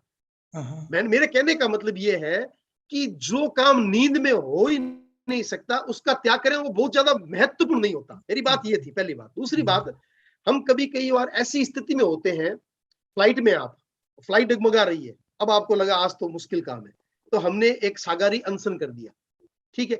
अब सागारी अनशन क्या किया कि भाई फ्लाइट लैंड कर गई तो आगार है, नहीं तो संथारा है। तो चाहे थोड़ी देर फ्लाइट ऐसे करके बाद में सही लाइन पर आ गई, सही चल रही है, लेकिन आपने फ्लाइट उतरने तक अगर संथारा कर दिया तो आप वहां पे त्याग में हैं, आप त्याग की सीमा में हैं। तो वो सागारी अनशन कौन सी स्थितियों में किया जाता है? जब हम कोई संकट की घड़ी में होते हैं, जब हमें लगता है कि हमारा बचना मुश्किल लग रहा है, तो हम कहते हैं कि ऐसे ही क्यों जाएं, मरना तो है ही है, तो कम से कम अनशन के साथ जाए, उसमें हम आगार रख लेते हैं। आगार रखना अलग बात है, आगार रखना अलग बात है। हमारा जो श्रावक धर्म है वो आगार के साथ ही है। तो आगार हम कुछ भी रख सकते हैं, कोई भी त्याग करें हम आगार रख सकते हैं, आगार रखना अलग बात है। और मैंने वो त्याग की बात आपको इसलिए कही थी कि जो चीज बिल्कुल हमारे हाथ में ही है, उसका बहुत ज्यादा महत्व नहीं होता। हाँ, उसमें बाध्यता नहीं है, मतलब कभी भी देख कर भी खा सकते हैं। बिल्कुल। तो जैसे रात को हम सोते हो रहे, बहुत लोग ये करते हैं कि 18 पाप का मतलब पचकान करके बिल्कुल हमें करना चाहिए। हम ऐसा कर दे कि जैसे 5 आश्रव 18 पाप सेवन करण का 2 करण 3 योग से जो संवर करते हैं, ये संवर की बात है, ये तो संवर हो गया। हम रात को संवर करते हैं, तब हम ये करते हैं 5 आश्रव 18 पाप सेवन करण का 2 करण 3 योग से त्याग है, ये संवर में होता है। उसके अलावा विदाउट सोर भी बोलते हैं, आहार शरीर उपाधि पचकुपा बड़ा मरु तो हाँ बिल्कुल हाँ बिल्कुल करते हैं। उसके अलावा आप सोए, आपको लगता है कि मैं सुबह 5 बजे 6 बजे से पहले उठता नहीं हूं, तो आप ऐसा त्याग करें कि सुबह 6 बजे तक मुझे तीनों आहार का त्याग है। उसका ज्यादा महत्व है वनिस्पत उसके कि मैं नींद से जागूं तब। तो नींद में तो कौन खाता है? हाँ, वहाँ समय बता आ गई, इसी के साथ। बस ये बात। आज का लास्ट प्रश्न लेंगे सर, लगभग समय 10 हो गया है। आज का लास्ट प्रश्न रिद्धि जी का प्रश्न। रिद्धि जी अपना प्रश्न पूछें। जय जिनेन्द्र। हाँ, जय जिनेन्द्र जी। मैं ये पूछना चाहती हूँ कि भरत क्षेत्र से रिलेटेड है कि जब हम समुद्र में, आपने कहा कि पांव या हाथ डालते हैं तो पूरे पानी का हमें लगता है त्याग, पाप लगता है। तो जो भरत क्षेत्र का अगर मैं त्याग लेती हूँ, तो मैं इसको अगर अपने किसी भी नदी तालाब में फिर हाथ डालू, पानी डालू, तो वो टच तो नहीं कर रहा भरत क्षेत्र के पानी को, तो उसका मेरे को पाप तो नहीं लगेगा ना? नहीं।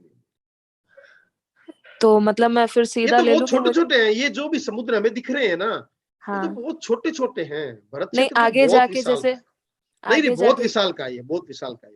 आगे जाके टच कर रहा हो, अगर ये भरत क्षेत्र के आगे दूर संभावना के तो नहीं पानी, लगती, संभावना तो नहीं लगती, ऐसी संभावना तो नहीं तो लगती, इसको क्योंकि आप त्याग अगर को इसको इसकी कोई अलग क्लास होगी ना, जब भौगोलिक स्थिति आपको बताएंगे लोक की, तब आपको हाँ। पता लगेगा कि कितनी कितनी पर्वतमालाएं बीच में आ जाती है, तो ऐसा अच्छा लगता तो अच्छा। नहीं है। मैंने एक फोटो देखी थी अपने यहाँ, महाराज कोई पढ़ के आए थे, उन्होंने दिखाई थी कि कैसे ये अच्छा। गोल पृथ्वी है, तो फ्लैट। इसका आपको अलग से, या तो मैं व्हाट्सएप पे भेज दूंगा या अलग से आपको समाधान दे दूंगा इससे। अच्छा बिल्कुल, ये त्याग मैं फिर कैसे करूं कि भरत क्षेत्र के बाहर के पानी का? जो भरत क्षेत्र से बाहर है पानी या जीव है, उन जीव को हिंसा करने का हम त्याग कर देते हैं। तो वो किसी भी तरह से पॉसिबल ही नहीं है ना इस लाइफ में, किसी भी तरह से पॉसिबल है तो भी हमने नहीं करना। नहीं, हम मतलब जैसे इसलिए, अगर मैं मैंने समुद्र आपको के देखो अभी धनराज जी के जवाब में मैंने आपको ये कहा था कि हम केवल त्याग इसलिए नहीं करते कि ये पॉसिबल नहीं है, इसलिए हम, अब शेर को मैं मार नहीं सकता इसलिए शेर को मारने का त्याग है। हमारी भावना ये नहीं है, हमारी भावना ये है कि वो जीव, हम अपने अपने जीवन को इतना मर्यादित करते हैं कि उन जीवों को मारने का हम त्याग करते हैं। हम अपने अपने जीवन को इतने क्षेत्र में चला लेंगे। भरत क्षेत्र तो मैंने एक बहुत बड़ा दायरा आपको दे दिया, बहुत बड़ा दायरा। मैं तो आपको कहता हूँ आप 50,000 किलोमीटर के बाहर बताइए तो सही, कहाँ जाएंगे? हाँ वो सही है, बस मेरा यही डाउट था कि मतलब पानी पूरा अगर कंटिन्यू हो रहा हो तो मेरे को फिर, अगर मैं टच कर देती हूँ समुद्र के पानी को, तो वो भरत क्षेत्र के बाहर वाले पानी का तो मुझे पाप नहीं लग जाएगा? हाँ जी, नहीं नहीं बिल्कुल। हाँ, जय आप जिनेंद्र, धन्यवाद। अंतरिक्ष कितना किलोमीटर है, कोई बता सकता है कि अंतरिक्ष? नहीं, अंतरिक्ष वो तो मतलब 80 to 100 किलोमीटर। नहीं मतलब आगे तक, अच्छा आप वैसे मतलब 100 किलोमीटर के बाद समझ लो आप अंतरिक्ष शुरू हो जाता है। अच्छा वैसे पूछ रहे, मुझे लगा आप पूछ रहे अंतरिक्ष कितना नहीं, आगे ऊपर तक है। हम अगर हाँ। ऊपर की बात करें ना तो 100 लगभग 100 किलोमीटर। मेरी साइंस बहुत ज्यादा मजबूत नहीं है, लेकिन फिर भी जितना मेरे को नॉलेज है, लगभग 100 किलोमीटर के बाद अंतरिक्ष है। अच्छा, तो हम कहाँ जाएंगे बताइए, अब उसके ऊपर कहाँ जाएंगे? ये तो मेरे को एक्चुअली थोड़ा कंफ्यूजन है अपने साइंस में जो बताते हैं और ये जो ये अपने सारी जैन में व्यक्तिगत बताते बातें हैं। हैं, ये सारी व्यक्तिगत बातें हैं। त्याग करना अपनी व्यक्तिगत क्षमता है, व्यक्तिगत रुचि का विषय है, तो वो अपनी रुचि के हिसाब से सीमाकरण करना चाहिए हमें। बस मेरा कहने का तात्पर्य, देखिए मूल बात, आप खाली एक भरत क्षेत्र शब्द को ना पकड़े। मेरा कहने का तात्पर्य आप सभी को यही है कि आप अपने जीवन को सीमित करें, सीमाएं बनाएं अपने जीवन की, ठीक है ना? कि बहुत सी ऐसी जगह है, आप वर्ल्ड टूर पे जाएंगे तो भी 50 किलोमीटर से बाहर नहीं जा सकते। अमेरिका जाएंगे तो 20,000 किलोमीटर। नहीं तो मतलब पानी टच, अगर हम पानी समुद्र का टच कर रहे हैं तो वो भरत क्षेत्र के बाहर का पानी में कंटिन्यू हुआ काउंट नहीं कर रहे? नहीं होगा, नहीं होगा, नहीं होगा, कंटिन्यू होगा नहीं मेरे हिसाब से। आपको मैं भेज दूंगा, उसका नक्शा भी भेज दूंगा, कंटिन्यू नहीं। हाँ, जय जिनेंद्र, धन्यवाद। तो लगभग 10 पांच लास्ट प्रश्न ये प्रभा जी का है, प्रभा जी का ले लेते हैं लास्ट प्रश्न। प्रभा जी सेठी अपने आप कन्वर्ट करें, अपना प्रश्न पूछें। हाँ, जय जिनेंद्र, मैं पूछना चाहती हूँ कि 5 आश्रम का त्याग करते हैं तो 5 आश्रम में जैसे पुण्य का जो हम जब समायिक लेते हैं या संबर लेते हैं तो उस समय पुण्य का बंधन होता है, तो वो आश्रम में नहीं आता है क्या? बंधन तो बंधन ही है ना? नहीं, बंधन है, हम पुण्य का बंधन करते नहीं है, वो तो अपने आप होगा। वो तो जब जब निर्जरा होगी पुण्य का बंध तो अपने आप होगा। वो हम पुण्य का बंध करने के लिए काम नहीं करते, ठीक है ना? इसलिए 5 आश्रम का त्याग कर सकते हैं क्या सावध्य में? हम कर रहे हैं ना, हम करते हैं ना, 2 करण 3 योग से हम करते ही है ना। हम समाई करते हैं तो क्या करते हैं आप? सावध्य योग का त्याग करते हैं ना। सावध्य उसमें आश्रम नहीं लेते हैं, लेकिन जब संवर लेते हैं तब आश्रम का त्याग करते हैं। तो आश्रव, बिल्कुल आपकी बात सही है, आश्रव भी तो क्या है, पाप ही है। नहीं उसमें आश्रव भी तो, देखिए एक बात बताइए, आश्रव का पूरी तरह से त्याग हम कर सकते हैं क्या? साधु साधियों के भी सारे आश्रव त्याग करने के बावजूद भी उनके आश्रव खुले हैं कि नहीं है? देखिए सबसे पहला है मिथ्यात्व आश्रव, उसका हमने भी त्याग कर दिया, साधु साधियों ने त्याग कर दिया। दूसरा है व्रत आश्रव, साधु साधियों ने पूरी तरह से त्याग कर दिया, लेकिन हमारा अंश रूप में त्याग है, पूरी तरह से नहीं है, ठीक है। तीसरा है प्रमाद आश्रव, हम वो कर नहीं सकते, अप्रमत्त अवस्था, क्योंकि साधु बनने के बिना आती नहीं है। जो साधु होते हैं उनको कई बार अप्रमत्त अवस्था आती है, लेकिन निरंतर वो भी नहीं रहती, वो भी बार बार प्रमत्त अवस्था में आ जाते हैं। उसके बाद कसाय आश्रव, तो कसाय आश्रव तो 10वें गुणस्थान के बाद ही छूटता है, उससे पहले छूटता नहीं है, ठीक है ना। 10वें के बाद 11वें में भी पूरी तरह छूटता नहीं है, लेकिन उपसम है, वहां पे कसाय एक्टिव नहीं है, ठीक है ना। और उसके बाद है योग आश्रव, तो योग तो हमारा 13वें गुणस्थान तक रहता है। तो ये एक तरतमता है, अलग अलग सीमा है। हम अपनी ओर से हम ये कहते हैं कि हम अशुभ योग में नहीं रहेंगे। हमारा पर्पज क्या होता है, हम जब भी संवर करते हैं, हमारा पर्पज ये होता है कि हम अशुभ योग से शुभ योग में आ रहे हैं, ठीक है ना। सामायिक में भी हम यही करते हैं, अशुभ योग से शुभ योग में आ रहे हैं। और बहुत प्रश्नों का उत्तर आपके प्रवचन में मिल गया। नहीं, मैं तो देखो कोशिश कर रहा हूँ, अब कितने सही कितने गलत, हमारे इसमें कई वरिष्ठ उपासक बैठे हुए हैं, उनसे फिर मैं फोन करके पूछूंगा, जवाब लूंगा कि भाई मैंने क्या गलत उत्तर दिए। बाकी कोशिश करूंगा कि आपको सही उत्तर दे पाऊं, और कहीं गलती भी होगी तो अगली क्लास में आपको सुधारने का प्रयास करूंगा। तो और कोई प्रश्न अब संपन्न हो गए हैं, कंदर्प जी, अब कैसे इसको संपन्न कर दिया जाए? जी सर, आज की कार्यशाला के लिए आज के मंगल उद्बोधन हम सबने सुना, दान का आध्यात्मिक पक्ष, जिसमें हमें विशेष प्रेरणा मिली कि हम कैसे छोटी छोटी चीजों से भी अपने आप को संकल्पवान बना के, जैसे मुझे समझ में आया सर, आपका जो मतलब आज का जो त्याग की विशेष बात चल रही थी, उसमें इतना मुझे समझ में आया कि हमारा लक्ष्य है कि हम अपने एक तरह से संकल्प का विकास करें, कि भाई आज थोड़ा है कल ज्यादा, थोड़ा ऐसे करते हो, संकल्पों का विकास करें और त्याग का महत्व ज्यादा बताया। तो उसके लिए मैं आपका बहुत बहुत आभारी हूँ सर। समस्त श्रोताओं की तरफ से बहुत जन बोलना चाहते हैं, बहुत जनों का रेज हैंड रहता है, कई जन बोलना चाहते हैं, उनको रोक भी देता हूं मैं। तो सभी की तरफ से बहुत बहुत आभार से कृतज्ञता ज्ञापित करता हूँ सभी श्रोताओं की ओर से। अब मेरा एक निवेदन अगली क्लास के रिलेटेड आप जो बोलना चाह रहे थे, सॉरी मैंने आपको रोक दिया। किसका? अगली क्लास का विषय आप बता रहे थे। हाँ, नेक्स्ट मंडे। हाँ, दया का आध्यात्मिक पक्ष, दया का आध्यात्मिक पक्ष। ठीक है सर, ठीक है सर। सभी श्रोताओं की ओर से, पीपीएफ परिवार की ओर से बहुत बहुत आभार से कृतज्ञता ज्ञापित करता हूँ आपके इस उद्बोधन के लिए। Thank you so much. और इस संबंध में कोई प्रश्न भी हो ना कंदर्प जी, दान के आध्यात्मिक पक्ष के संबंध में किसी का कोई प्रश्न हो तो नेक्स्ट क्लास के प्रारंभ में पूछ सकते हैं। हाँ सर। और सभी को यूट्यूब के बारे में, सॉरी एक मिनट और लूंगा, यूट्यूब के बारे में बहुत जनों की जिज्ञासा आ रही है। हम पूरी यूट्यूब की प्लेलिस्ट ग्रुप में डाल रहे हैं, जो ग्रुप से नहीं जुड़े हुए हैं वो प्लीज हमें चैट बॉक्स में भी मैसेज कर देंगे तो भी हो जाएगा। तो कृपया उसके बारे में आपको संभवतः रेज हैंड करने की आवश्यकता नहीं, और कुछ भी जिज्ञासा हो तो आप ग्रुप में पूछ ले, तो मैं भी आगे क्लास में क्वेश्चन आपका नाम लेके पूछ लूंगा, तो उसमें भी कोई दिक्कत नहीं है, उसमें थोड़ा समय भी बच सकता है। तो इसी के साथ मैं आज की कार्यशाला को संपन्न करूं सर। जिनकी जिज्ञासा अनुत्तरित है, 2-3 रेज हैंड है, तो कोई दिक्कत नहीं है, हम अगली क्लास के स्टार्टिंग में ले लेंगे।